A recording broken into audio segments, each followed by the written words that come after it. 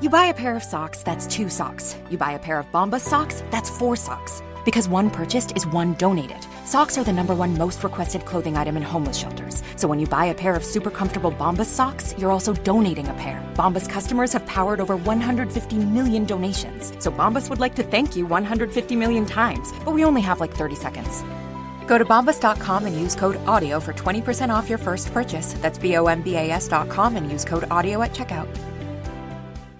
If you're navigating anxiety, depression, relationship challenges, postpartum struggles, or something else, you deserve care that meets you where you are. Grow Therapy is designed to help you find a therapist who fits your needs and supports the way you want to feel. They connect you with thousands of independent, licensed therapists across the U.S., offering both virtual and in-person sessions. You can search by insurance, provider specialty, treatment methods, and more to find a therapist who works for you. Whatever challenges you're facing, Grow Therapy is here to help. Sessions average about $21 with insurance, and some pay as little as $0 depending on their plan. Visit growtherapy.com/ACAST today to get started. That's growtherapy.com/ACAST. growtherapy.com/ACAST. Availability and coverage vary by state and insurance plan.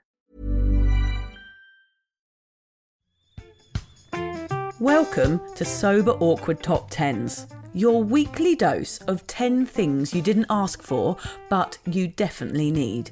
It's a bit like therapy, but cheaper, less professional, and with probably a bit more chat about mine and Hamish's bodily functions. Hamish and I will be taking turns delivering sober truths, odd tips, and life updates you never ever knew you needed. So brace yourself, it's about to get very awkward.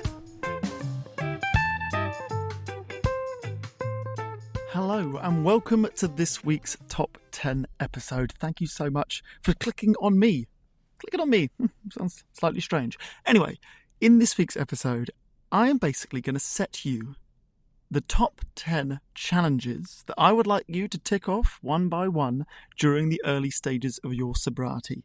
The reason for this is that I find by ticking these off, not only does it make sobriety fun, but it helps build your confidence as you go through the early stages of your sober journey. And as I said, I'll try and keep this to below 10 minutes. Number 10 is cook your way through a new cookbook.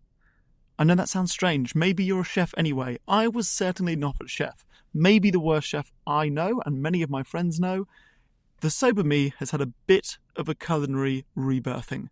I have named myself Hame Oliver. That has not quite caught on in the way that I hoped it would, but I now spend money on cookbooks and quite a lot of my weekend cooking. That sounds strange. What has that got to do with sobriety, I hear you scream?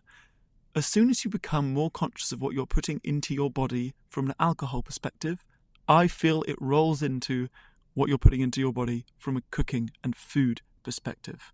Give it a try if you're not a cook. Give it a try if you are a book. If you are a book, that'd be interesting. Any books listening? Shout out to you. If you are a cook, please try cooking your way through a cookbook. You have to do all of them, but do a few of them and feel good about the fact that you're hosting and alcohol's not a part of your hosting. Number 9, I want you to volunteer for something.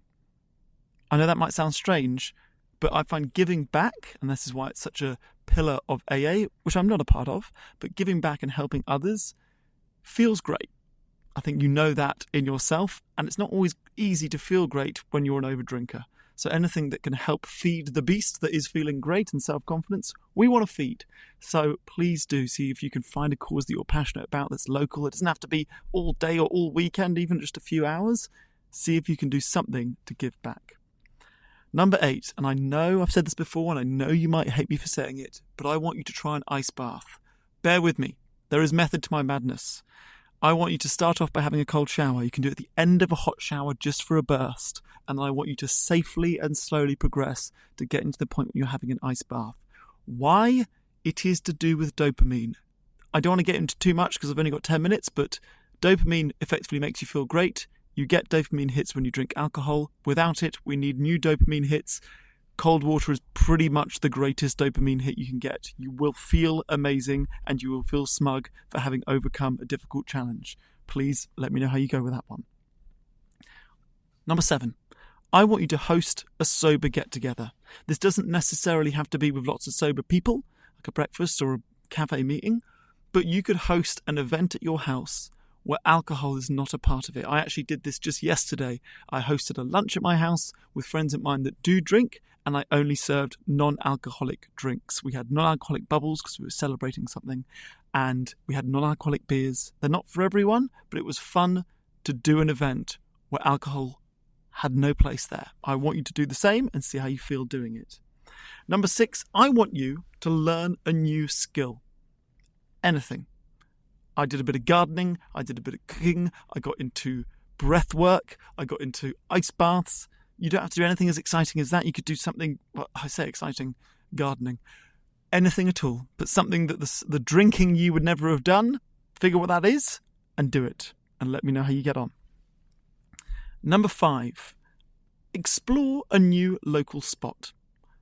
You've probably spent a lot of time at the regular spots, bars and pubs, notably, and you might not be aware of what else is out there in your local area. The cafes, the parks, the stretches of river, whatever it is, the libraries.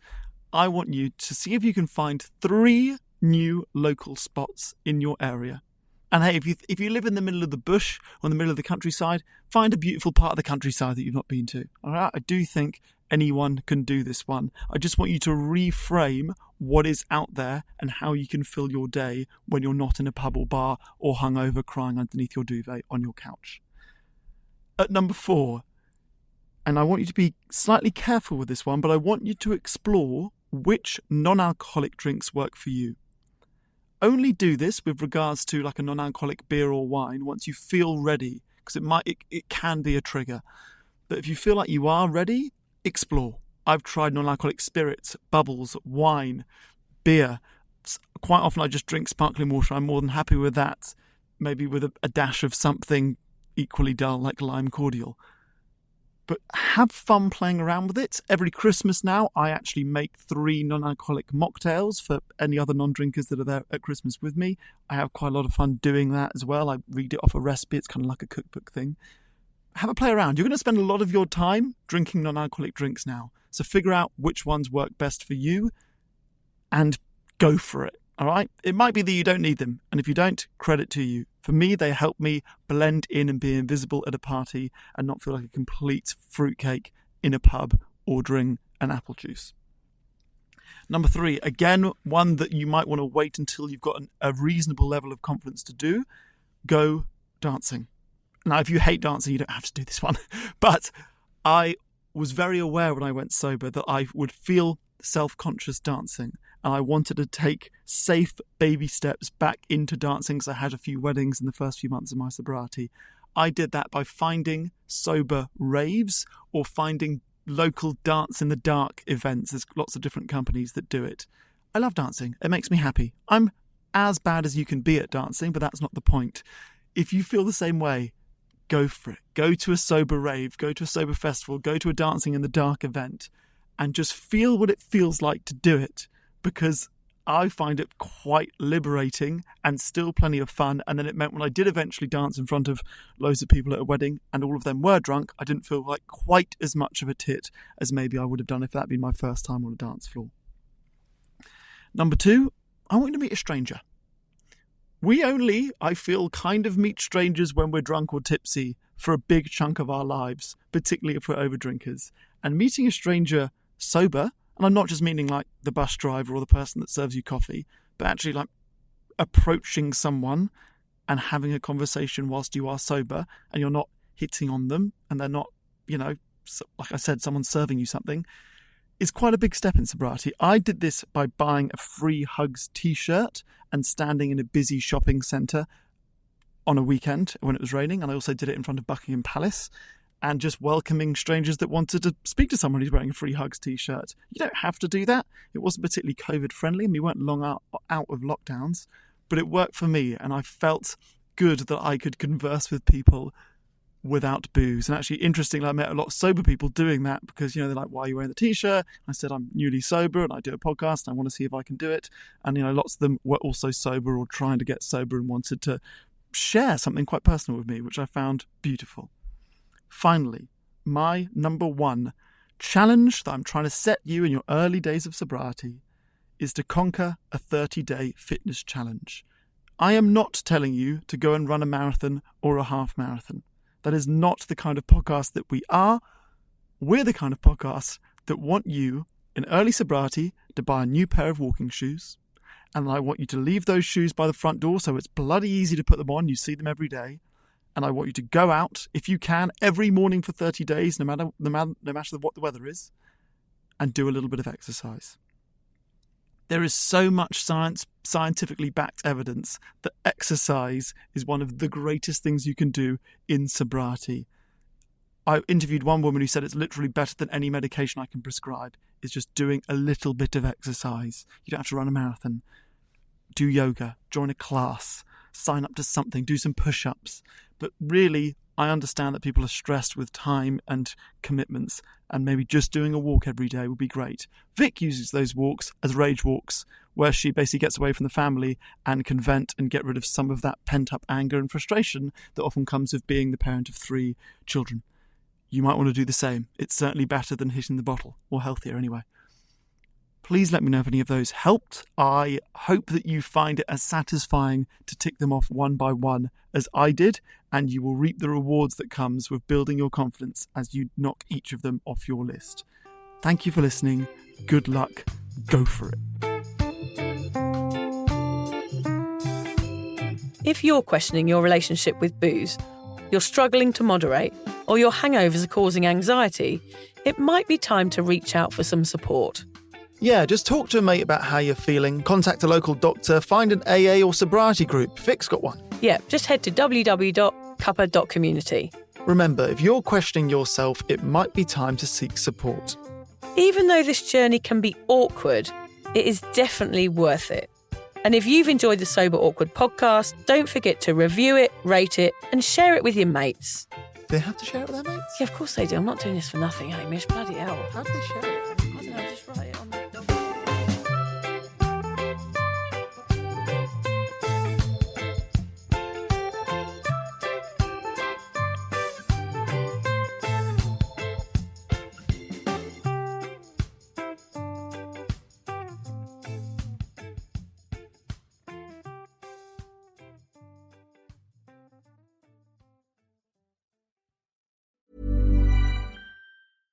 This episode is brought to you by Progressive Insurance. Do you ever think about switching insurance companies to see if you could save some cash? Progressive makes it easy to see if you could save when you bundle your home and auto policies. Try it at Progressive.com. Progressive Casualty Insurance Company and Affiliates. Potential savings will vary, not available in all states. Skip the gym, not the workout. With Hydro, you get a full-body workout in just 20 minutes, hitting 86% of your muscles in one smooth, low-impact motion. And now there's the new Hydro Arc, Hydro's most advanced rower yet. Arc introduces Hydrometrics, tracking your power, endurance, and precision every time you row, so you can actually see your progress. Go to Hydro.com and use code ROW to get $100 off any Hydro rower, including Arc. That's HYDROW.com, code ROW. Is it just me, or has watching TV gotten way too complicated? There's a million different services and just too many bills to keep track of. Thankfully, there's Philo, a better way to TV. For as low as $33 a month, I get the channels I love. MTV, BET, Food Network, you name it. Plus, everything that AMC Plus has to offer. And guess what? They've added access to HBO Max Basic with Ads Plan and Discovery Plus, so I can enjoy all the best TV with one subscription. There are no contracts, no surprise fees, just one low price. And their DVR is awesome too. I can save everything I love on Philo for up to a year and skip the ads when I rewatch them. A total game changer. I signed up directly at philo.tv. That's PHILO.tv, so I could lock in the best price around. Philo's the easiest decision I've ever made. Now the hard one is trying to decide what to binge next.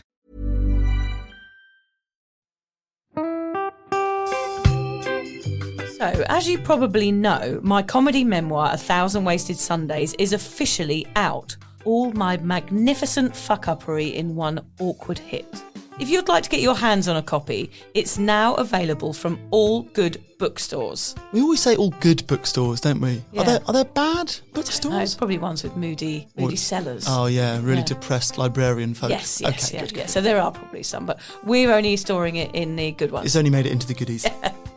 You can also get it from all good online retailers. The print version and ebook are out now, and the audiobook will be available in March. I've been writing my memoir for 5 years. It will make you laugh, cry and cringe, and hopefully inspire a few people to reconsider their relationship with booze. If you love the podcast, then I think you'll love the book, even if I do say so myself. Hamish has read it. What did you think? I feel like I know a little bit too much about you now, to be honest, Vic. Look, I really loved it. It was hilarious and surprisingly moving, but I feel like I've seen you naked in a literary sense. Yeah. Does that make sense? Yeah, that's worrying. Yeah. Yeah. From an emotional point of view, seriously, it wobbled my teeny weeny wooden heart, Vic. Okay. My teeny little wooden heart. Well, his teeny little, his wooden heart is broken. Anyway, so if you do manage to get your filthy mitts on a copy, please do me a favour and head to goodreads.com and give me a review. Doing that will help me get it out there to those that need a bit of sober support. So there you have it. My story, unwanted warts and all. Come and get awkward with me. Not to be too demanding or anything, but seriously, go and buy it Yeah, now. go and buy it. Go and buy it right now. Yeah, don't just tell your friends, buy it, and then buy your friends one or two. Yeah, don't give them a copy. Buy it. Yeah. And you know what? Don't be careful where you store it. If you lose it, you can always buy another 5. Buy another one. Yeah.